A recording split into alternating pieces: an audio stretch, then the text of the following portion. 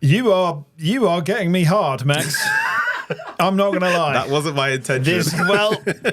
Your intention or not, that's what's happening. This is just more layered than I thought. I'm a champion.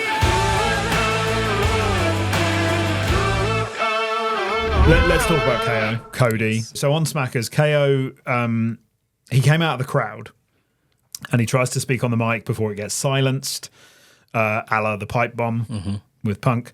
KO starts yelling down the headsets of the commentators. Cody comes out, but the two are kept apart in the aisleway by security and stuff. Nick Aldis comes out as well. Yeah. And then later backstage, after Randy Orton calms Cody down, he then gets attacked by KO, which is later released only through WWE's media partners and on social media as like silent CCTV footage. I loved this whole thing on SmackDown. I thought that segment, especially when... Oh, also what I forgot to say is Randy comes out to the ring when KO's in the ring. They get into a bit of a scrap. Yeah. And then Randy ends up just hitting KO with one punch. But the way that KO sold it, like the surprise on it, like he was holding his chin, absolutely shocked and kind of devastated that Randy had hit him. I'll read this tweet out. I said, the execution of this segment from SmackDown was absolutely first class. We've had no big turn moment, just the unfolding of a very realistic and extremely intriguing story. KO, Cody, and Randy are playing an absolute blinder. Superb. KO last night released a video on his X account essentially saying that WWE are trying to silence him. In the video, he claimed he was told to stay at home for Smackers. He said I love this little bit, he even sent a video to them to play during Raw, and they didn't. And so he then says, so WWE, I'm giving you until Friday night, so obviously SmackDown this week, to let him speak, or he's going to tell the truth on his socials.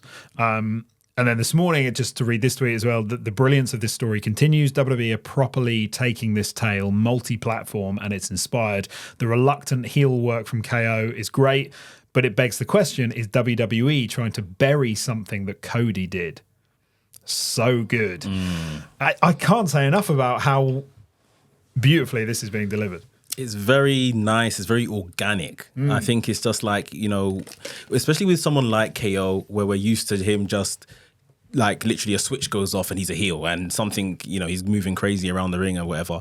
Which is the easy thing to do. Yeah, it's a very easy thing to do. And this is a lot more layered. He pretty much like The Rock has seen someone he's been backing profusely all of a sudden, be pally-pally with someone that is an enemy. And he doesn't understand it from a friend point of view. And he wants answers. He wants explanations. Okay, he's acted with the first strike by Cody's boss. And now Randy Orton, who came out, has got caught in the line of fire again, which for me is no coincidence, because Randy Orton has now been caught in Cody's whirlwind on like 2 occasions now. I think Randy Orton, this is all Randy Orton, like he's gonna turn. I think it's him that's gonna do the hard turn eventually.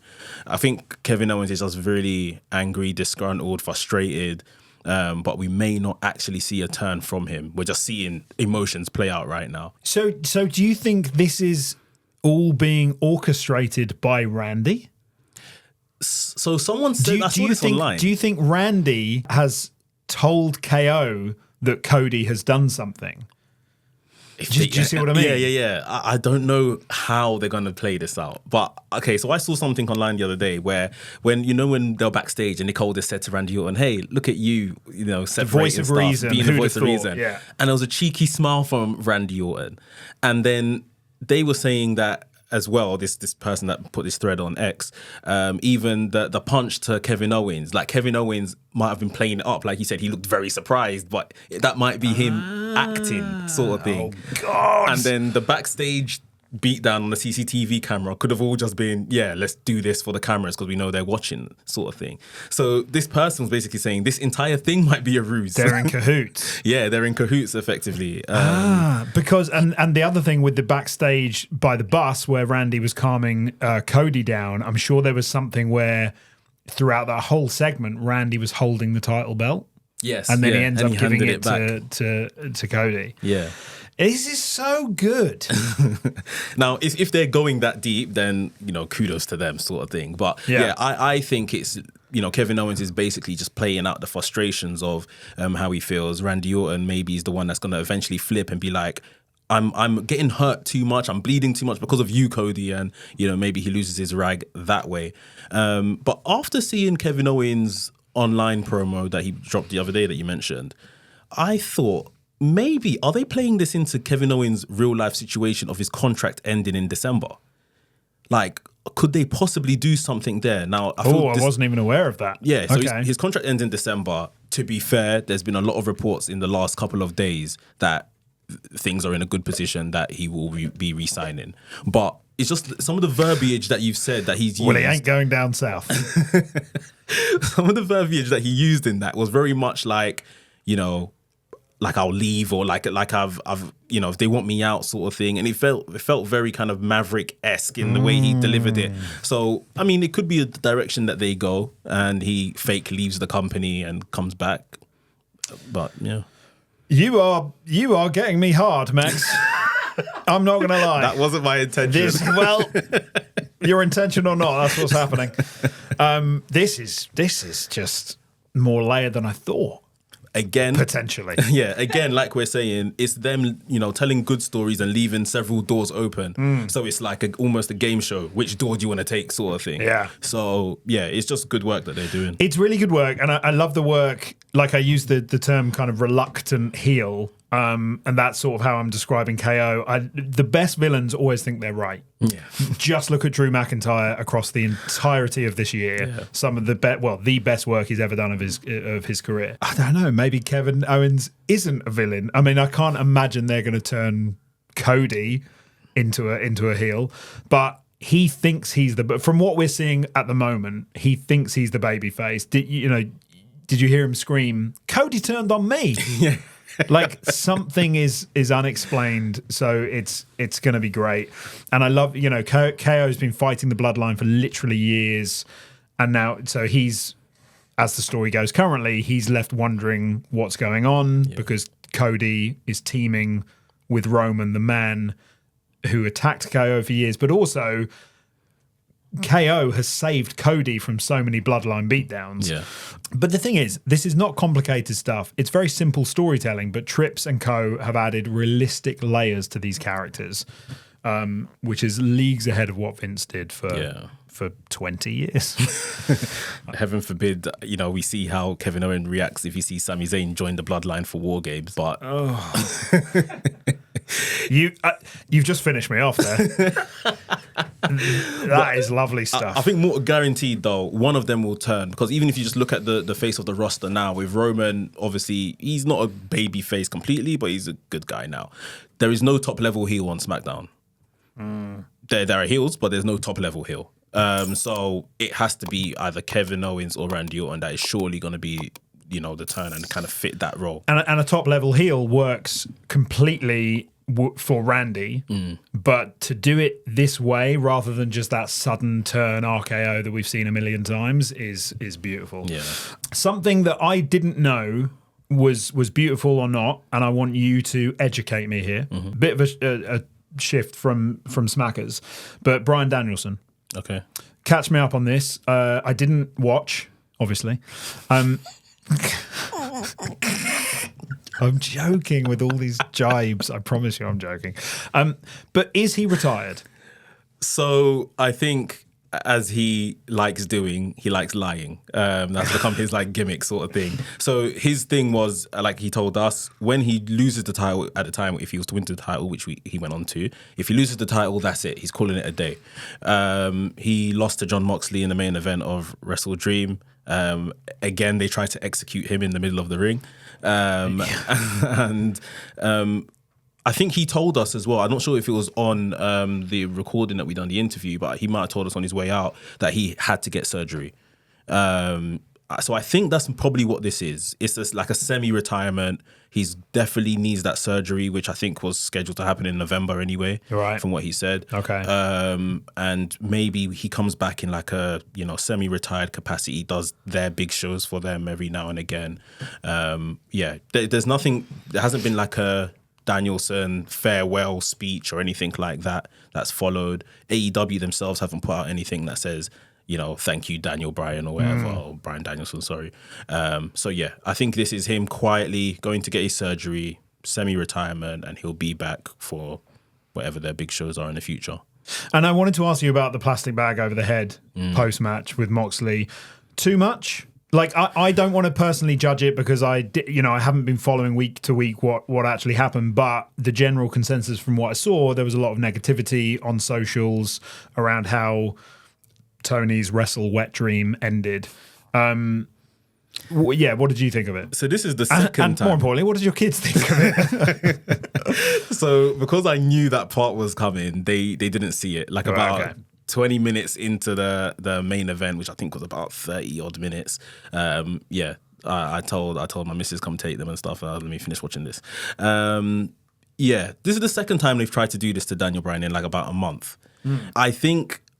So in terms of what the story says, Jon Moxley is trying to get rid of Bryan Danielson because he feels like he is not really giving us what AEW should be, sort of thing. He's bringing like this happy-go-lucky kind of stuff into AEW. It's not right for their initial crew, Blackpool Combat Club, and then it's not right for the company. So he's trying to basically get rid of this cancer, as it were. It's a very kind of harsh way to kind of get rid of something like that. And like I said, with doing it on 2 occasions now, kind of, the first one is not as special, sort of thing. I don't particularly mind it. Like I have no issue with violence or anything in my wrestling. Like yourself, I do like it to mean something when they do it. But yeah, on the second occasion, I just thought, okay, you're doing too much. And I think more importantly, this was a hometown crowd. This was Seattle, Washington. He's from Washington. A lot of people went home upset. If he lost and then he got a standing ovation at the end and they all just left him to it, that's one thing. But they tried to, unalive him basically in the middle of the ring. And unalive him. Yeah, so it's kill him. It's very much like, we didn't get to even say goodbye or cheer him off, and this is the extent you went to. It's all in the story, but yeah, probably a bit too dark for a hometown crowd. And also a brand sponsorship missed opportunity there. Like if this was WWE, it would have been a Sainsbury's bag. Or M&S or something. Do you know what I mean? Yeah. It's literally like the fruit and veg bag. He just brought it out of his pocket and just unrolled it, sort of thing. And yeah.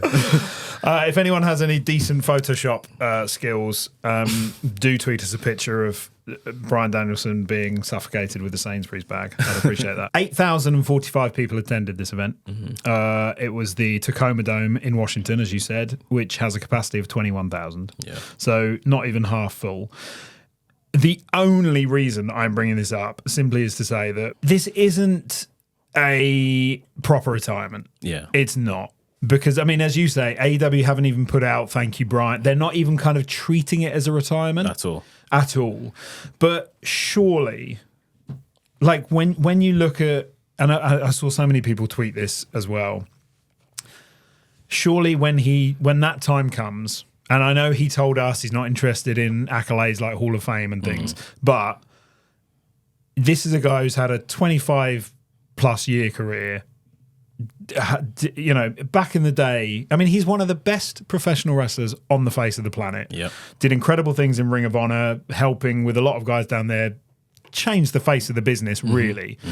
Made his name in WWE when he shouldn't have done. Yeah. Reached the top of the mountain when he shouldn't have done. In one of the best stories they've told that they were forced to tell. Yeah, by the people. Because of his sheer popularity and from the fan base. He was forced to retire due to injuries, stayed relevant on TV through his management roles, made his triumphant return, headlined WrestleMania again with Roman and Edge, made the decision to go to AEW to to take the bumps he wanted to take and to bleed, like he said, and to do things he wasn't able to in WWE, and also to help the new generation of talents come through. And AEW was bigger a couple of years ago than it is now. But I just think if he's going to retire, do you think it's going to happen in AEW? I do. Because someone as talented as him deserves the biggest farewell in front of the most fans on the biggest stage. And I'm sorry to say that's not AEW. You're right, but I genuinely don't think he cares. I think he is very much a wrestling purist, and if he had to kind of go out, like Nigel McGuinness did or thought he had to go out, and he had a whole documentary about going out in front of like 50 people. He'd done a little tour, like 50 people gyms and stuff like that. Like, I think Brian would be okay with that. Coupled with, I think what we mentioned in the WhatsApp the other day, the disdain with the Bellas now and the WWE, and some stuff has happened there over the past couple of years. So maybe he's just happy to do it in AEW and just get it done. That brings up an interesting point, because it's something you put on the GP WhatsApp group during the week. You said maybe there is a reluctance to go back to WWE because of how they've treated the Bellas. Remind me what that's about. So I think it was back at one of these, was it Raw 25 or something like that? I think they invited the Bellas down like on the last minute, so the Bellas say, like the night before or something. Right. So they went out of their way to make it to whatever town it was. Then they didn't put them on TV or something like that for that particular Raw celebration. And then there was another, I think, a dispute between the names, the Bella name and the Garcia and stuff like that. So yeah, I think just a couple what we may think are small things, but when for those ladies, you've worked in this company, you've done a lot in terms of that whole Divas time and stuff like that, they probably do feel a bit of illness towards the WWE somewhat. Okay. Yeah, I hadn't considered that. There's obviously the John Laurinaitis connection as well. Of course. But, obviously we don't know the details around that. Okay, well, I just wanted to bring that up because there's so much noise about Daniel Bryan. And ultimately, I want him to just have the send-off he deserves. 100%. But yeah, as you say, if he's not bothered about the size of the audience, then why should we be bothered, I guess? I'm a champion!